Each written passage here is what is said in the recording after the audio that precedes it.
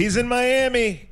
I'm in the South Portage Lakes. Back to Miami. This is the A to Z podcast. Andre Knott, Zach Jackson, A to Z podcast.com, Facebook.com/A to Z podcast, at Dre Knott, at Akron Jackson, on all your favorite social media channels. Good morning, friend. Good morning, good afternoon, and all that other good stuff. Great song to play. We actually have put this together when we have the same weather at the same damn time, even though we are not close to being in the same place. No, and that's okay. We've recouped. So where is the Marlins Park down there? It's where the old Orange Bowl used to be. And it's a shame because the Orange Bowl should have never gone away, in my meager opinion. But that's where it's at, downtown. Obviously, we don't stay close to that, but we've been close enough. I mean, tell you what, what day is it? Wednesday today? I really don't know my days once baseball starts. I've been here since midday Sunday. I've had a great time, and when the plane takes off later on tonight to go back to Cleveland, I will be as happy as I possibly could be. We've been here just long enough. I got nothing against it. This city-state is made – well, this city actually is its own state, to be honest. Yeah. It's different. It's for – there's a certain type of person that it's for. I like visiting, and I'll visit for the rest of my life, but I'll never see myself as living here. Shout out to James Walker, a good friend of both of ours. Actually was able to see him, have dinner with him a few nights ago. Nice. He's one of the only Black American males I know that could move to this city, and get into better shape and be a better man than he was when he lived in Cleveland. You didn't do him justice there. James Walker is one of the only true good human beings that listens to this podcast. How about that? Yes. That's another good way to say it. He's a great, you're right. He's a great human being, one of the best human beings we've ever dealt with. And I can tell you, because living down here in Miami, he lives a little bit outside of Miami now that he's got a family. He hasn't changed one bit, and that's the best compliment we can give him. He's one of the best individuals we've ever dealt with. And Miami hasn't changed him. I would like to say it would do the same thing to me if I were to live here, but I doubt it. Yeah, it's a different world. I like to visit Florida, in the winter months. I have not been to like Miami, like South Beach and all that stuff you hear about. I've been to stadiums. Right. I have friends / family that have either lived in or have places in Fort Myers, Naples, that side. So we've kind of made the trek over from time to time. I've been there to cover a couple of things, but I've never. Obviously, it's not for me. Nobody wants to see me going out to those fancy clubs or see my fat ass laying on the beach. But it's good, right? Florida always makes you feel like, even when I go there in August, it'll be the second time in 3 years in August now. Yeah. It's suffocatingly humid, but you see the palm trees, and when you're a born and bred Northeast Ohioan, there's automatically like a little boost from that, right? Absolutely. Yeah. It makes you feel good about yourself. It really does. And boy, if there's one thing we need on this podcast, it's a self-esteem boost. I will tell you that. All right, since we're talking sunny skies and Indians, let's go ahead and do the baseball minute. I know Trevor Bauer was not himself last night. They won the game, coming off a wild series with Houston, which I don't know, Dre. I guess I'd throw it to you like this. It's April, so you really can't get excited either way, but you do want to judge the Indians against those teams rather than a lot of the bad teams, right? So just kind of tell us, where the Indians are now that it's May. You said it was April, and you said it was May in one sentence. That's the conundrum of Zach Jackson all in one. Well, now it's May. I'm just trying to figure this shit out. Yeah, when you started your sentence, it was April. By the time you ended it was May. But you made a great point. It's April. I think the Indians have finished the month, and I should know this off the top of my head, but this tells you how much the numbers don't matter in April. But I believe they finished 4 games over 500 in the first month of the season, which, to be completely honest, I know this won't make everyone feel good, is one of the best records that the Indians have had under Terry Francona. After one, they were 16-12 the first 28 of the season. Doesn't blow you away. It's over 500. It's one of the best starts to a season that any Terry Francona team has had.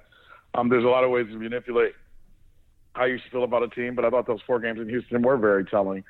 I want to say this I said this on the radio yesterday when I was on a radio interview, and I'll say it here, I hate saying they're out the other 24 games, because that's not what I mean.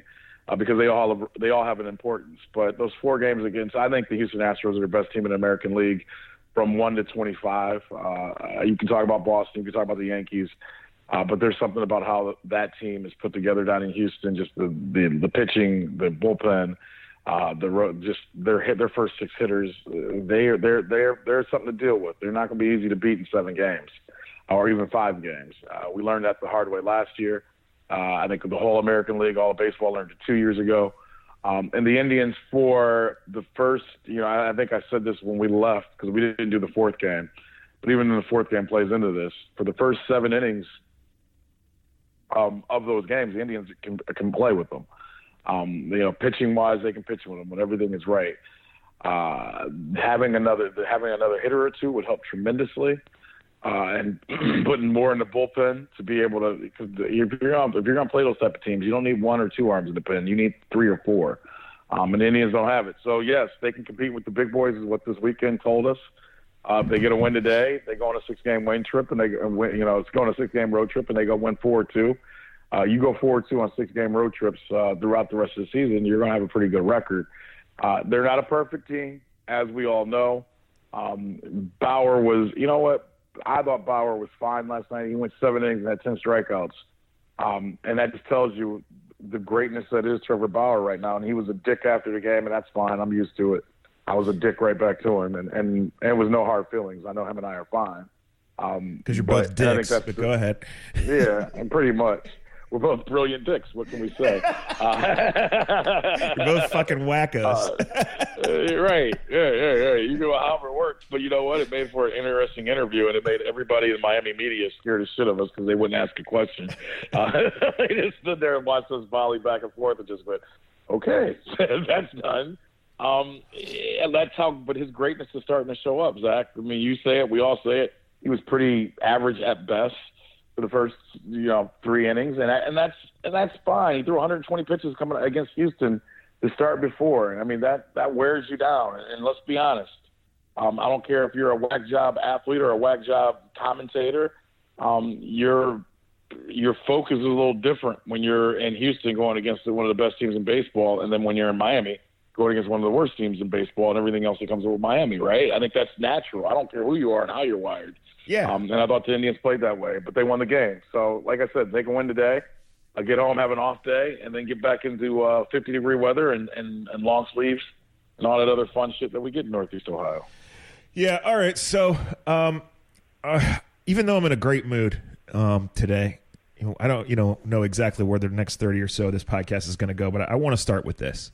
When you talk NBA, Dre, when you talk NBA big picture, and especially here, there are age biases, right? There are cultural biases. There are, for a lot of people here, anything, including the Warriors bias, which is understandable, right?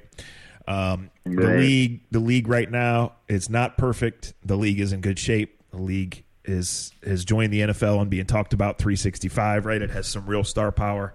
It has a high level. It has some good guys playing bad guys and bad guys playing good guys, and that's always good, One thing that's bad, the whining about the officials. It's a bad look no matter how you look at it and the biases that I mentioned before. It's a bad look in terms of passing down to the kids when we already have a shit basketball culture. It's just a bad look for whiny millionaires. And I know it's part of the game, and I know it's competitive. And although the Rockets were tone deaf in their 17-point Kyle Shanahan-like statement, I know what they were trying to do. They were trying to get the calls, right? Because they think they can win the series. My message from my mom's basement to all you guys is stop fucking whining and play basketball.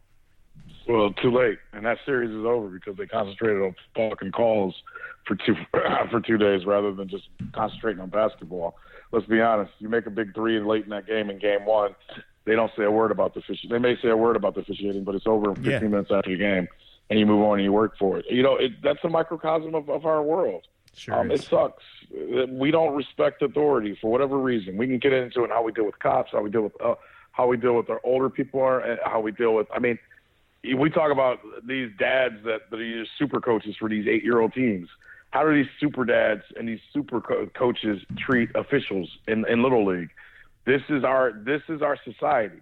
That is a microcosm of our society. I hate it. It's bullshit. We accept it. But when you see millionaires do it constantly throughout the year, this just didn't start. This didn't start in game one, Zach. People have been bitching and not respecting officials for months on top of time. So why all of a sudden do we think one of the best teams, one of the best players are going to respect them? Yeah. Are officials great? No. Do they make mistakes? Yes. Do they miss calls? Yes. But does that mean that you have to have total disregard for them and total disrespect for them? No.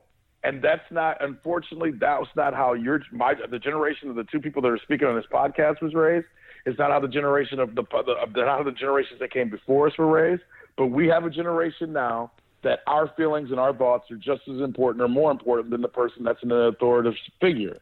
That leads to what we saw between games 1 and 2 and why they're done. And I'm kind of happy that they're done because there's no way in the hell, being down 2-0, there's no way in the hell Houston's going to – and here's the biggest thing, in my opinion. Between this series, Patrick Beverley, and God bless Patrick Beverley, because we need more Patrick Beverleys in this beautiful world that we have because he just don't give a shit and he's going to play you tough and he's going to annoy the shit out of you all day long. Y'all messed around and pissed KD off, and he's playing like the best player in the world, no matter how aggravated and how weird he can be. Ain't nobody beating Golden State now. Houston's going home, and they have to win both games at home. And then they're going to have to go back. They're up against the wall. And I really feel like they lost the game because rather than concentrating on a couple missed jump shots with under a minute to go in game one, they concentrated on the officials. They're done. They're done. And congrats, because that's what you get after getting so close last year. But when you make your whole hey, look, the Indians want to bitch about, it's just like anything else. You want to sit around and worry about umpiring all day long? You're probably going to be behind the 8 ball at 7 o'clock when the game starts that night. It didn't make sense what they did, and they're paying for it. And congrats to them. And whoever, and I don't even know who's going to beat Golden State in the Western Conference Finals the way it's set up right now. I got an idea who it will be. I think it's going to be Denver, and I think Denver can play with them. I know Denver can't beat them because they don't have enough three-point shooting. But lesson be learned: stop worrying about officials and worry about yourself. Amen. I mean, it's to the point, and we've been saying for months, like, I'm ready for this second round of playoff basketball, specifically in the East, which is where it's better than it's been top to bottom in many, many years. Yeah. The Warriors, they've seemed vulnerable. They've been bored. They've acted out more than usual, right? We know what's looming, but they appear to be. Anyway, what I'm trying to say is I don't care if I sound cranky or not. I've been into this. I've been waiting for this, but I've been turned off by it to the point that I watched the Blue Jackets game last night, and I went to bed. I did not even, when I got up this morning, I checked the score of the Warriors-Rockets game. I did not even attempt to stay up for even a quarter or sleep on the couch and peek at it. I was exhausted by it, and I said, you guys have at it. So, maybe by Saturday I'll be back, and certainly I agree with you that the series is over. I don't think it's necessarily a sweep. I agree with you that Houston probably needed to get one of those two. But, I don't know. I'm not going to sit here and say. I'm just going to say I think it's been a very – at a time this should be great for the NBA, this was a really negative thing in a story that just kind of reflects poorly on all involved. Yeah. The thing I'll say about that series is there's 5 games left, and Houston needs to win 4 of them. I didn't sleep in a Holiday Inn last night. Neither did you, but we can do the math. You don't know that. It's going to be pretty up. It's going to be an uphill battle. I mean, you know what? Someone with an authoritative voice in Northeast Ohio said something to me last night. It'll remain nameless. If you guess who it is, I'll say yes and laugh, or I won't say anything. But saw the score of the first game of the Bucks game last night, since we're on the NBA, and I have a list of topics to talk about, so we'll be good. Okay. And got on a bus and was speaking to someone else, and kind of speaking to me, but I ignored it because I know when to have conversations and not with certain folks, and just said, this is just what's wrong with sport. This is what's wrong with basketball. They don't even care. They just blow each other out game 1, game 2, and until it gets to 7, And at first I wanted to agree, but I just bit my lip and I listened because you just listen to the old people that shake their fist at everything. Haven't we always said that it's a filling out process in series? I don't like that the Milwaukee-Boston series, the 2 games haven't been close. I love that, and everybody. Look, Paul Pierce, shout out to you and your terrible takes, just like your terrible, ugly game. I respect it. You're a Hall of Famer, but you were never fun to watch. It seems like we have so many of these shit programs and so many of these shit podcasts, all of us included, that we all feel like we have to jump on top of the mountain and scream something after 20 minutes of a series when the series is going to be 3 hours. And look, I don't want to compare every series to every year, but I feel like at the end of this Milwaukee, this Bucks Celtics series, we should get a couple of good games. We should. We might not. I feel like we're going to get a couple of good games. Hell, Houston has been close in their 2 games, to be honest. Yeah. I just feel like we're so quick to just jump ahead and just go, the series aren't what they used to be. And I was so close to saying that last night, and I just bit my tongue. And it's like, okay, first 2 games in Milwaukee and Boston haven't been close, but I got a pretty good feeling we're going to see it. We're going to see a game 6 where, to take from my man Fred, 20 palms times. That seems like a real weird thing to say, and I felt a little icky saying it. Shout out to him. Oh, you've done and said way worse. Come on now. so speaking of, rubber ribbed it. So many months ago, I was asked to speak to a high school newspaper class, and I was BSing with the teacher and whatever, and it was about 5 minutes before the kids came in, and I said to this particular teacher, hey, I'm going to try my darndest, not to say anything inappropriate or whatever, but I'm a bad person. I have bad habits. It might slip. And he said, well, I appreciate you trying. And he goes, and trust me, these kids have heard it. They've said it, whatever. Don't worry about it. So we kind of chuckled, and I said, well, I promise not to say the F word. And I said, and I promise not to tell them the 2 things that are undefeated. And he goes, well, what's that? And I told him, so he's always like that. So last Saturday, I woke up at early, and it was one of those things where, not having kids, I didn't have to get up. So I was kind of in that half, should I get up and seize the day, or should I squeeze this last 45 minutes out, right? Well, anyway, during this great internal life debate, I look over and I've got a text, and it's from him at 6:30 in the morning. So I think something's wrong, right? And it was a screenshot of a tweet that his school had sent out that said, because Mother Nature is undefeated, today's track meet or boys baseball game at whatever is canceled. And he said that you can add a 3rd thing to that undefeated list. And I thought, the gospel of A to Z, baby. Spread the word. Undefeated. So I don't know that Mother Nature's totally undefeated. She's just temperamental, right? Yeah, very temperamental. I mean, here in Miami, when we started, it was rainy and windy. Expect sunny and no clouds. But that's it's legit. It's legit 80 degrees. So as I look out, I see boats out there behind me. Now it's really windy. It probably isn't comfortable out there, but I think it's supposed to hit a high of 83 here today. So that's crazy. And then goes right back down to 60, right back down to 55. Yeah, but you know what? We're having a real spring. And the sun is out, and so I'm not going to complain, because last year it was snowing up until this time, right around draft time. Yeah, I remember that. But a real spring, Zach, is you get some 70s. You guys haven't had a 7. You get 3 days of 72, 73, then maybe back down to 55. We don't have spring anymore. I know what you're saying last year, but we don't have a true spring anymore. It's just going to pop up in 3 weeks where it's going to be 80 every day. So this is how mentally separated I am from the draft as compared to the previous 1 or 2 or 20 years. I almost forgot to talk about it until I just made a weather comparison using last year's draft weekend. Right, I know. Don't worry, I got it. It's written down for me. Yeah. So we talked NBA. Give me a quick take on the other 2 series, because we talked about the series from last night, but the series that'll play tonight. I brought up Denver. Are you with me that Denver's pretty good? That's got a pretty good chance to go ahead and win this series, or you think they're going to have? I think they got. I think San Antonio scared them enough. Yes. And they needed that scare because they're new to this. But I think they should roll in this going forward. I completely agree with you in that series was probably really good for a young team like Denver that hasn't been here before. Right? They needed to get reality check, whether that was being out-coached, out-worked, out-executed. They got scared. People wrote them off. I mean, I was reading clickbait articles. Should Denver blow it up? What the hell? Right. And that can be good for a team. I think Portland, obviously peak Dame Lillard is as good as anyone, right? And can take over. But I think when you look at... And he has the moment of the playoffs. Yes. Yes, and he did. And they put a lot emotionally into that. So not trying to write them off, but I think when you look at the injury they dealt with Nurkic, who was having a really good year, and just kind of how they're constructed, I think we're looking at Denver and Golden State in the Western Finals. And I think Denver, well, you got Raptors and Sixers. Well, that game 2 is one of the few that I watched wire to wire throughout this whole playoffs, and the Sixers were what they're supposed to be.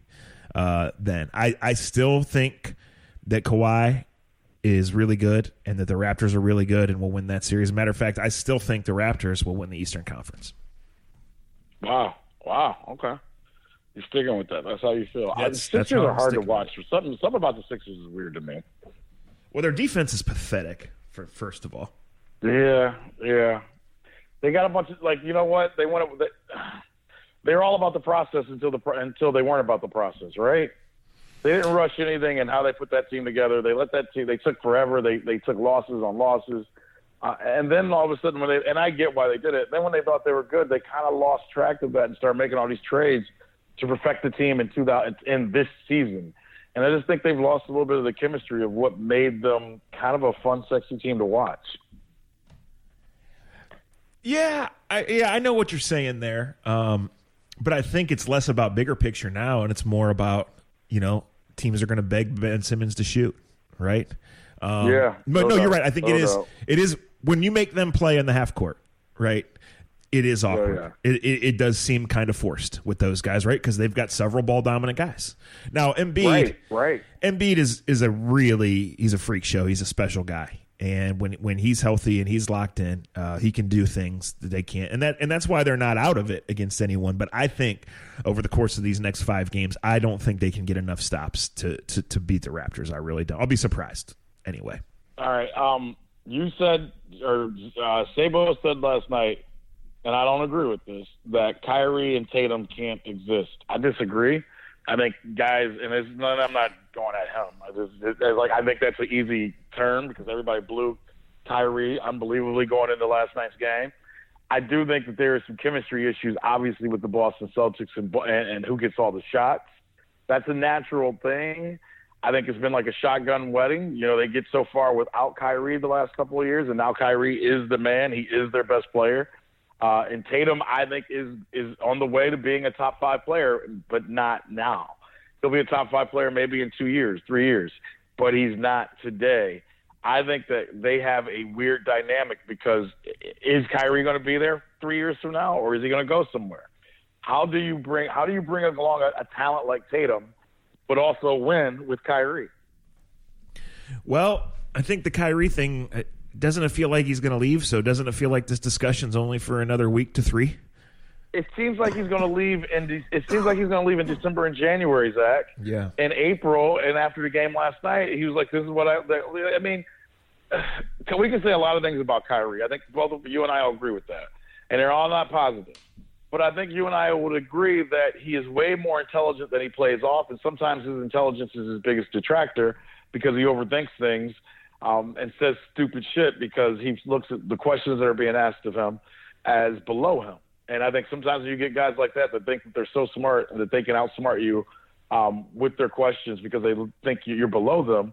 They end up usually, especially with the media, usually making an ass of yourself, right? Sure. And I think Kyrie does that a lot. And he has this, and I think he talks in a certain way and does certain things. And I think he is intelligent.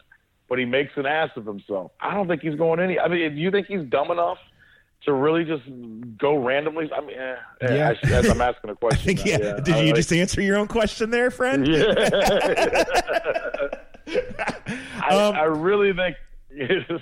Yeah, well, look, he's special. That's for sure in more ways than one. But I think we go back to the top of this discussion and the fact that game 1 is a feeling out game for everybody involved, especially when you're an experienced team. And sometimes, too, when you're an inexperienced team, sometimes you just get stunned and you don't punch back, right? Or you think things are going to go away and they don't. But now you get to game 3 and beyond, there's only so many basketball adjustments that have been made, right? It's got to make plays. Right. Got to be a little tougher than the other team. So when you talk about that chemistry, that lack of something that's been missing for the Celtics all year long, is it suddenly going to appear? I don't know. However, can we see Kyrie have a 40-point game, hit the shots he needs to hit to bail him out if things don't go well, but they're still in a game? Going back to Boston with that crowd, and really Milwaukee's never been in this situation. I'm intrigued. This, to me, is the most intriguing series right there. I think Boston made the statement in game one, even if you want to erase it. By doing that, they stole home floor.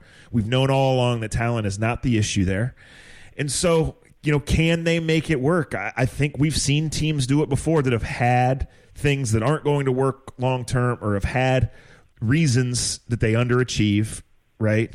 All of a sudden, now they do it. And I think we've seen Jason Tatum. It's just been 1 year prior that he likes this stage. We know Kyrie likes this stage. That to me is the game 3, 4, 5 that I'm like, okay, when I'm planning out my day here, those are the games as of right now that I absolutely am going to watch. So I'm interested to see how it shakes out.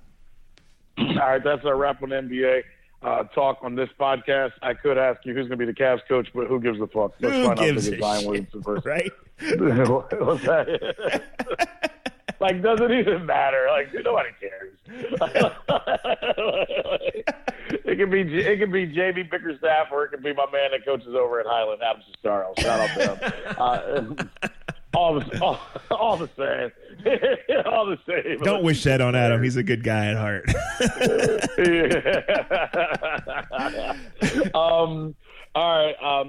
I would do one. All right. We'll say this quick because it's an NHL thing. I made the joke the last podcast. I'm not going to sit here and become. I don't even have a good pun to come up with. I'm not going to come up and suddenly be Mr. Blow the horn or blow to whatever they blow down in Columbus for that hockey team. I am overwhelmed for them. They have had Browns-like situations since they've come into existence. Tom Reed will have to come on this podcast in the next week. I'm home tomorrow. I'm off tomorrow. I think both of us should really do our best to reach out to him. Somebody tweeted me last night, and I agree with this. If we don't get Tom Reed, we may have to go get the grandpa of the A to Z podcast, Mr. Columbus himself, Tim May. See if we can get in the mall parking lot and give us 20 minutes. I don't have 4 hours to let Tim May talk this week, but just so you know. But he would give a great insight into what hockey truly means in Columbus. Yeah. It's been fun. I'm interested in that part of it.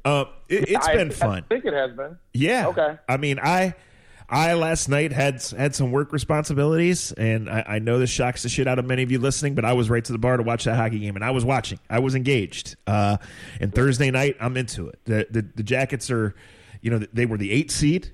They swept their first round series. They lost the first game here. Now they've taken control. They have a chance to really drop the hammer and go up 3-1 on Thursday night. But it is playoff hockey, and I'm a complete novice. But just as a TV sport in general, it is fun. It is intense. Every play, guys are selling out.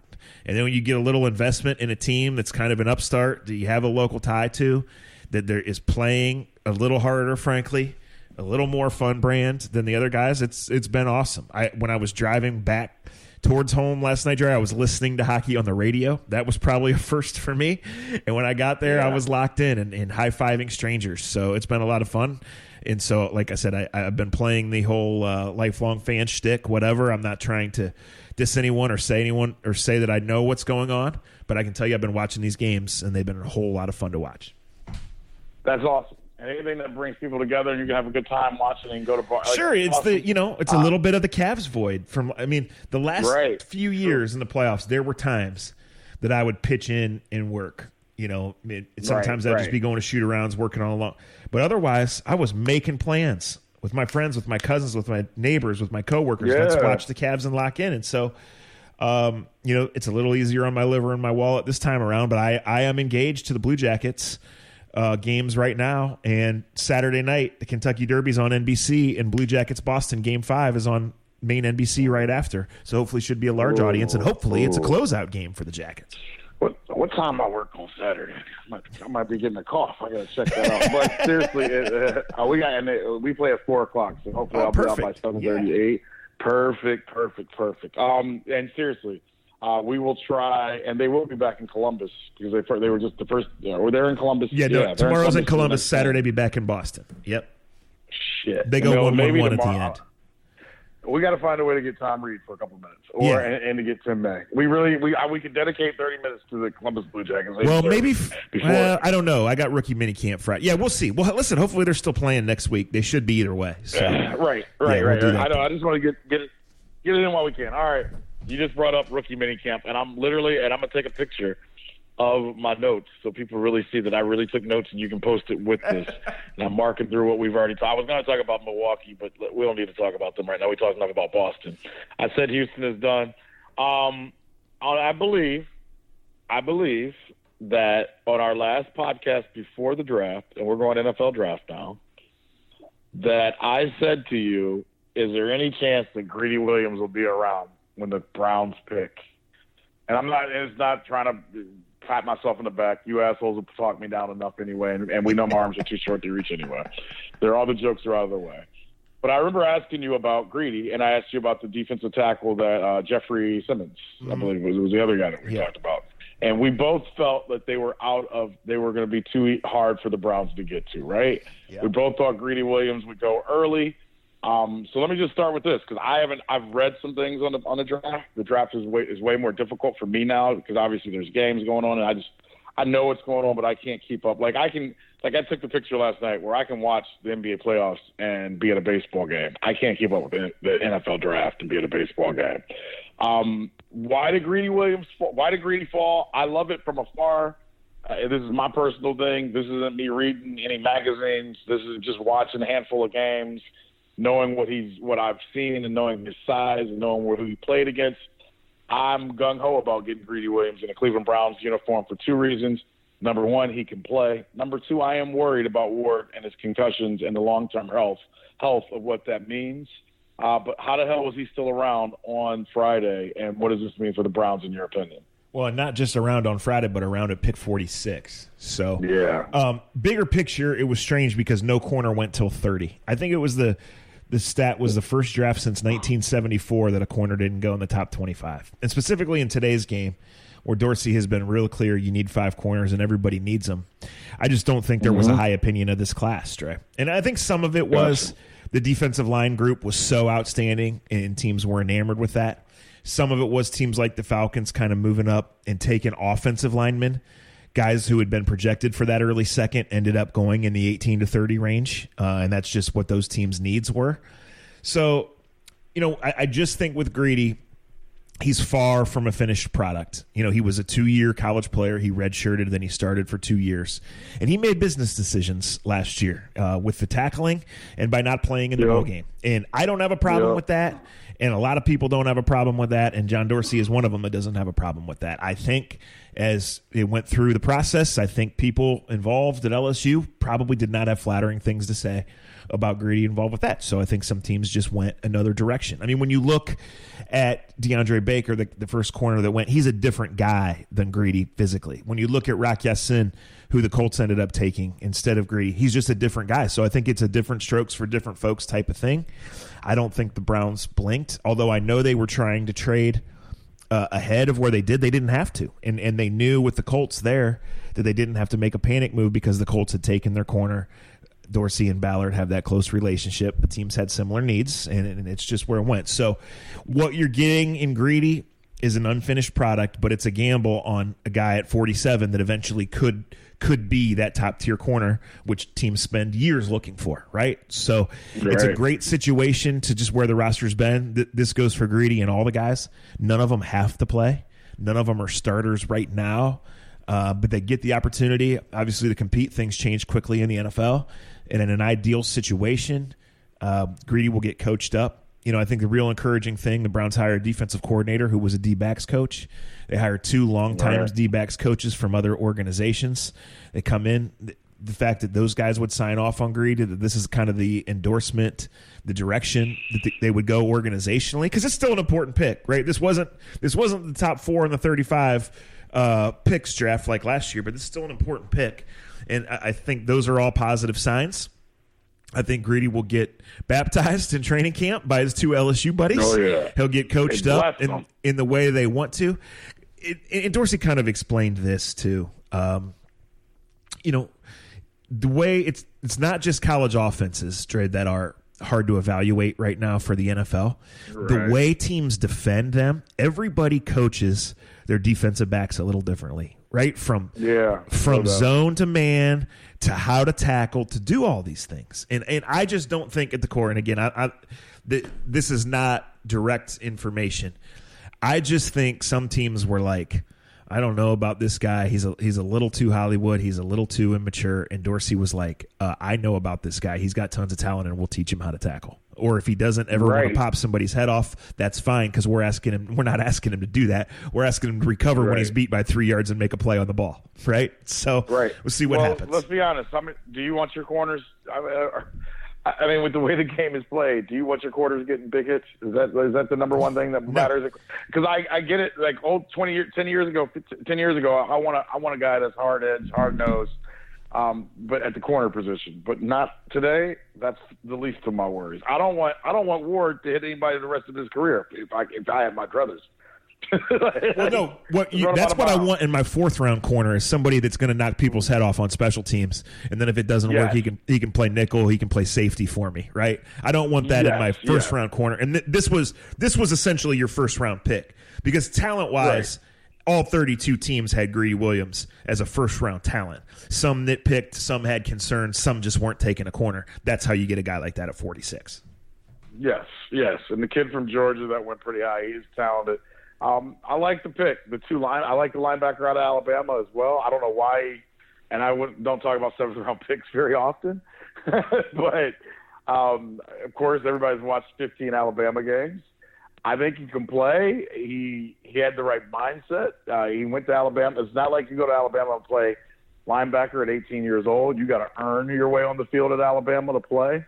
I think that I don't mind if you got 4 picks and you take 2 SEC kids from 2 schools that produce pros more than others. I like the chances of you having some success. I agree. I agree with that, and that's the thing. Like, even later in the draft, you know if you want a guy where you got to take him because certain teams are going to take him. So they all have a specific pool, a specific line of thinking. Sometimes you have more information than other teams, but really today that doesn't happen a whole lot, right? Because almost everybody goes to the combine and gets the same medicals, the same chance to interview guys and ask them about their shithead moments and their stupid Instagram posts and all that stuff, right? So when you have a guy like Dorsey that knows what he's doing, you believe he's got decades and decades of contacts in the college football world, in the NFL scouting world, and then it's what you want. And teams wanted a different style of corner, or they wanted to invest in their lines first. The Browns were in a position to kind of make that a little bit of a luxury pick. They did their homework on a lot of corners. They just took Justin Lane to dinner last week. They obviously drafted another one in the 7th. In the 4th, they drafted a safety who has played corner, who maybe could play nickel corner. They chose this guy because they thought he was the best. Asking around, I know one team had Greedy Williams as their top corner. Now, their number one red flag was the tackling thing, but he was their top corner. That team ended up picking a defensive lineman. They weren't back on the clock by the time they could get to Greedy Williams. But for them, that was that, and we'll see where it goes. We'll see where it goes. Anything else NFL draft? So I kind of want to have this discussion.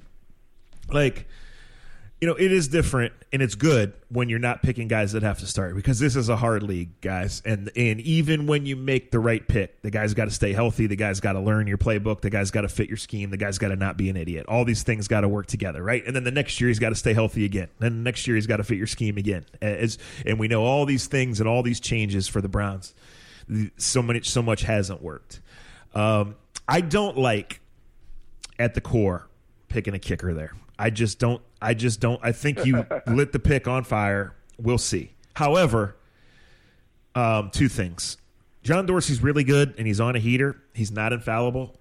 50% hit rate in these things is phenomenal. He's hitting way above that.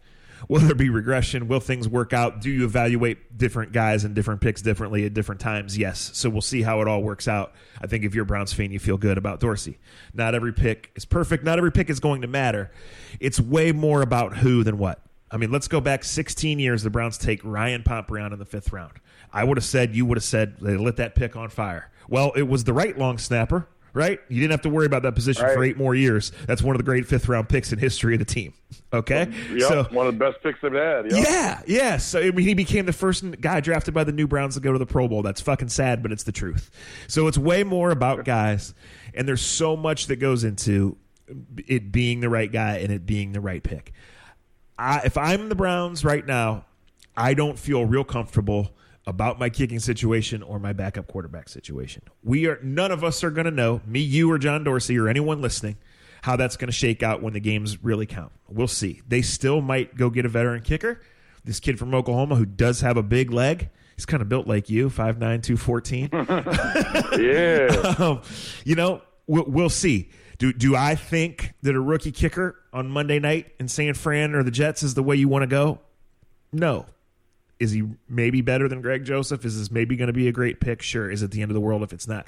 I just think, it's natural discussion. It's why we do what we do. It's fun. People are locked in on everything Browns right now, and it's a good thing. It's a lot of fun. I just think you have to let it play out because I think the odds say that of these guys, 2 of them are going to hit. The rest of them don't. If you end up getting a late round real hit, then you benefit. If not, at very least, your special teams cannot be across the board. This includes those linebackers too, and the backup safety that they took.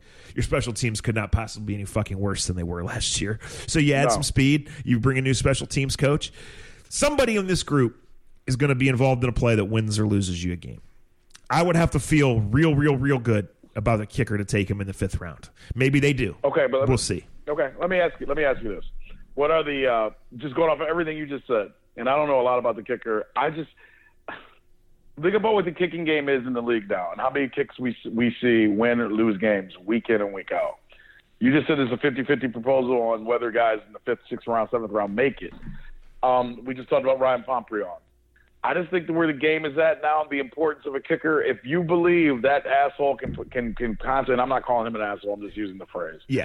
If you feel like you found a person that has the balls to be able to make a kick or punt or whatever the hell he's going to be and can do it with the pressure of, the Browns they don't lose every game a couple of years ago if they have a kicker.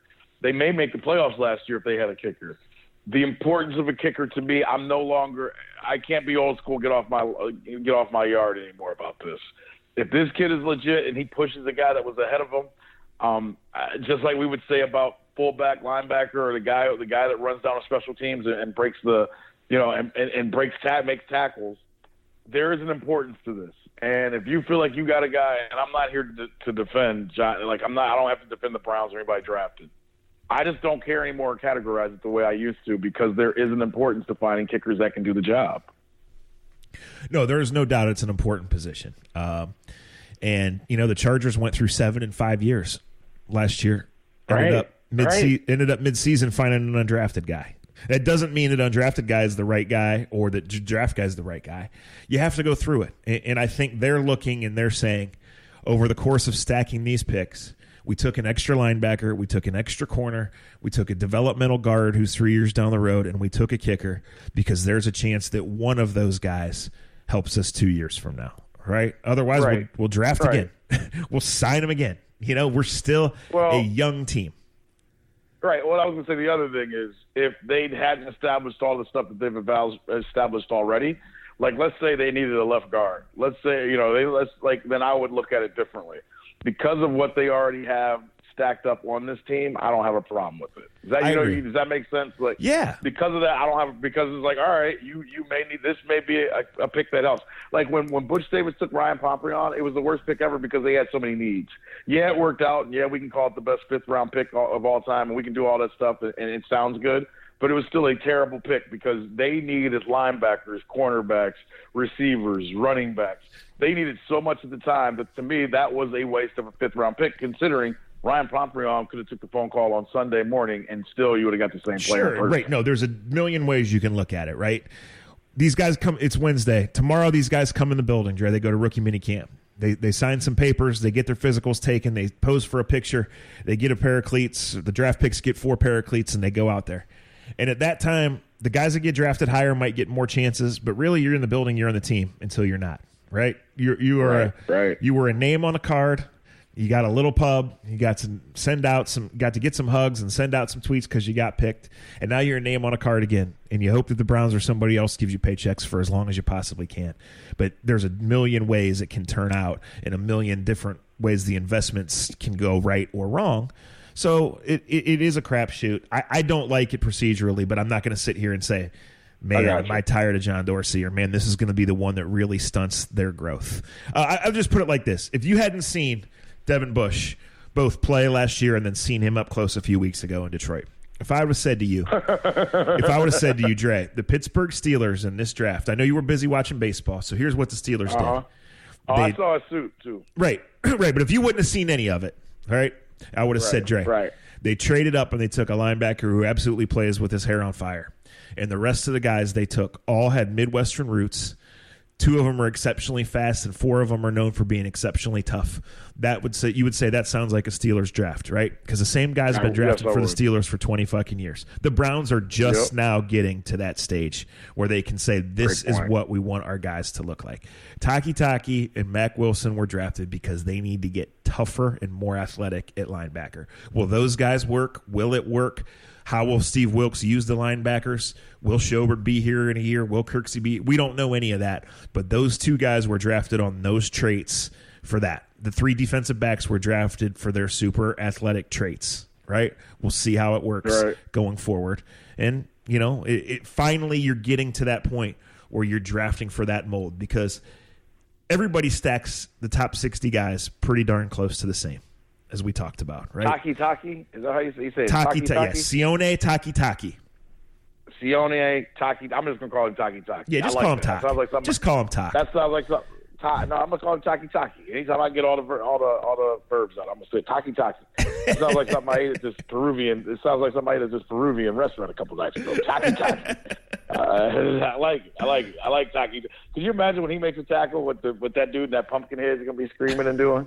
He'll be Taki and all over himself. Okay, let's go do something else. Taki. All right, I got 2 other things on the list, and I have texted you the list. We've gone through Grady. I want to end on baseball, and so I got to ask you, I saw a quick blurb last night. Well, and I'm also seeing something right now that my man Sean Miller was paying $10K per month for DeAndre Ayton. Probably should have made it 15 so they could have won the damn thing. But shout out to you, Sean. Looks like you're going to need a job. I'm going to have to text Tito and see if Sean is taking his text messages anymore. Probably not. Stipe.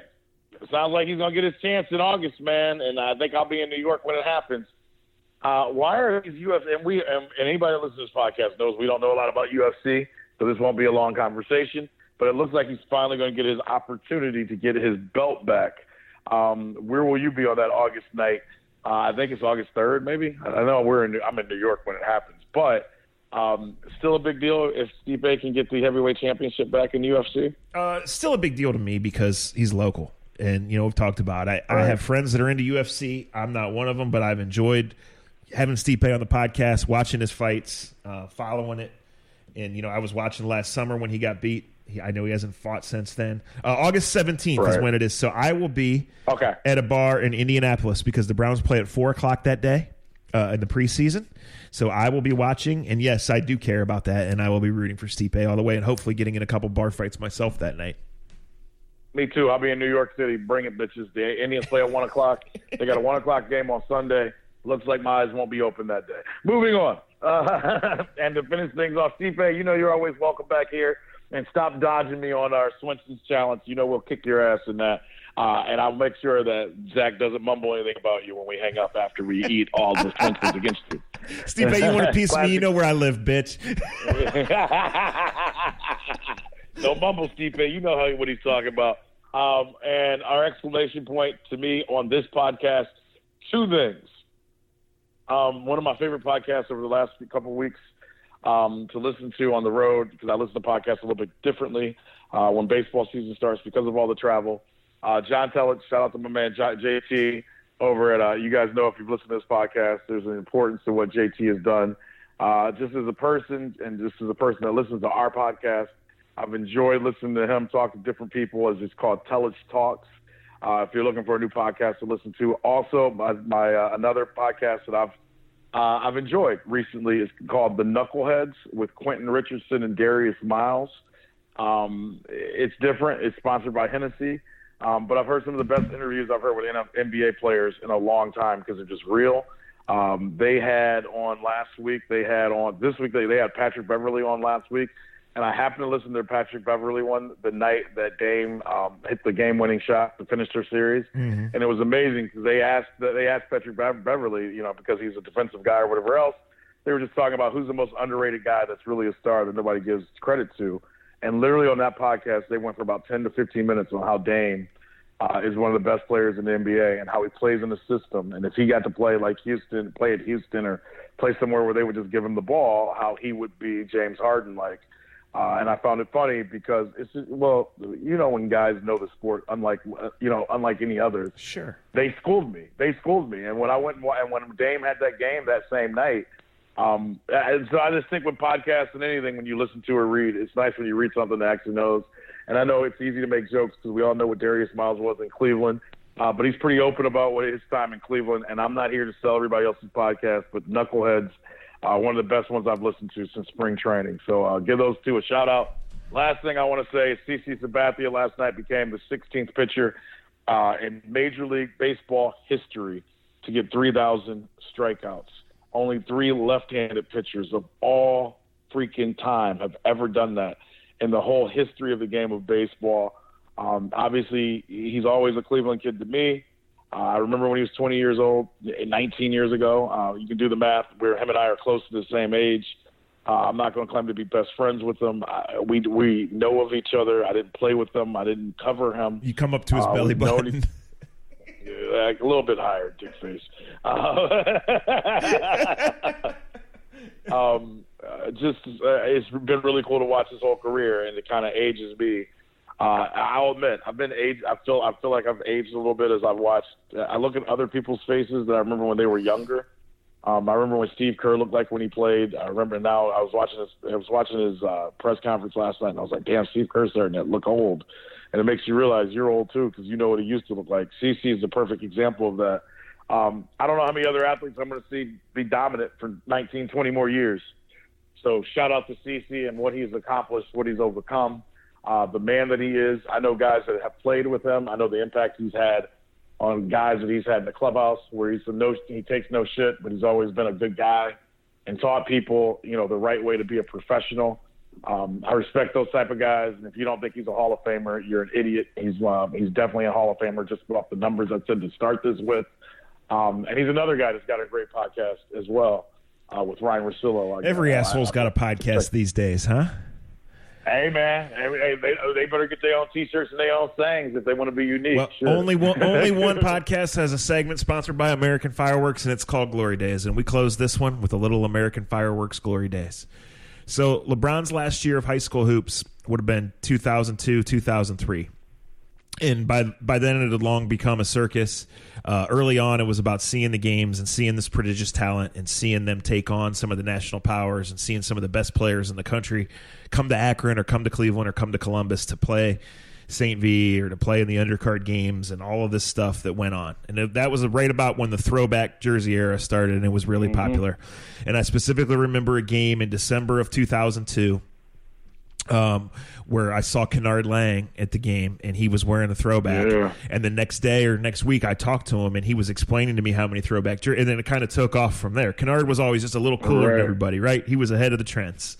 So anyway, when you bring up Darius Miles, I think about the time. I probably went over the course of the 4 years. I was real fortunate. I probably was at 60 or so of LeBron's high school games, down the road at the Jar, all the way to Trenton, Columbus, all of that stuff. But of all the circuses and all the people that popped in, the one I will never forget is the time that Darius Miles popped in, sat right behind the St. V bench at the Jar, and he was wearing a Darius Miles Cavs jersey. On that note, Facebook.com/A to Z Podcast, A to Z Podcast.com. He's Andre. I'm Zach, and we'll talk to you next time. Konnichiwa, D. Miles wearing his own jersey. That's a pretty good story. See ya. Pretty good story and a true story.